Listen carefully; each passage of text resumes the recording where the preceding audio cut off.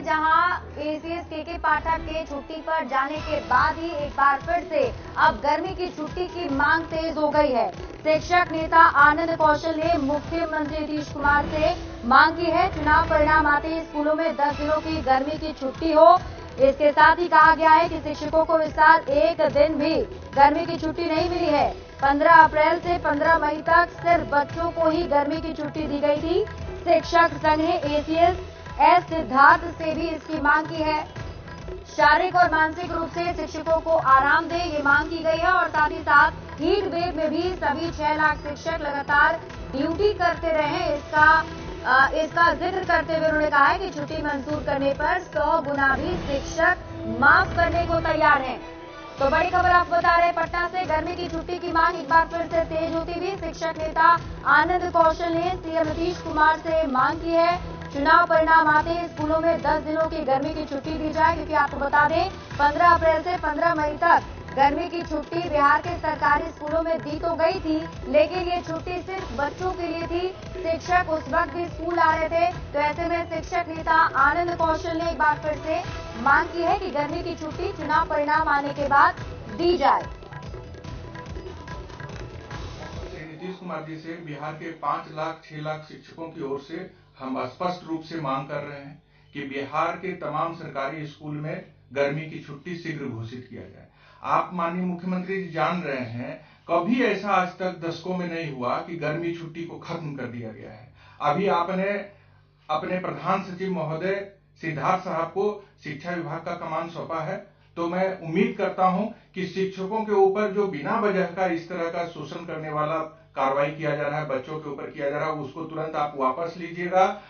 मांग पूरा करेगी तो निश्चित रूप से शिक्षक दिन दुना रात चौगुना मेहनत करके शिक्षा विभाग को आगे बढ़ाने का काम करेंगे। सरकार और शिक्षकों की टकराहट कहीं से भी जायज नहीं है।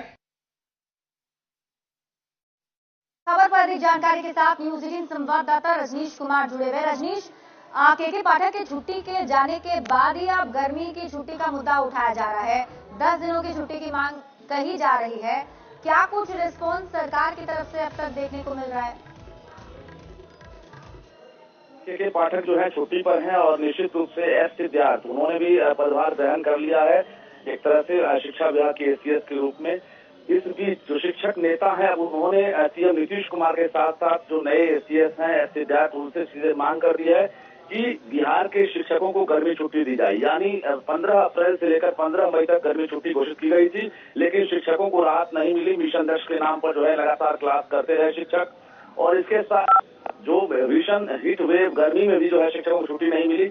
ऐसे में साफ तौर से सीएम नीतीश कुमार से शिक्षक संघ ने मांग की है। आनंद कौशल शिक्षक नेता है, इन्होंने कहा है कि शिक्षकों को राहत मिलनी चाहिए मानसिक रूप से और शारीरिक रूप से। शिक्षकों को बिल्कुल आराम नहीं मिला, ऐसे में 10 दिनों की छुट्टी की मांग की है शिक्षक नेताओं ने।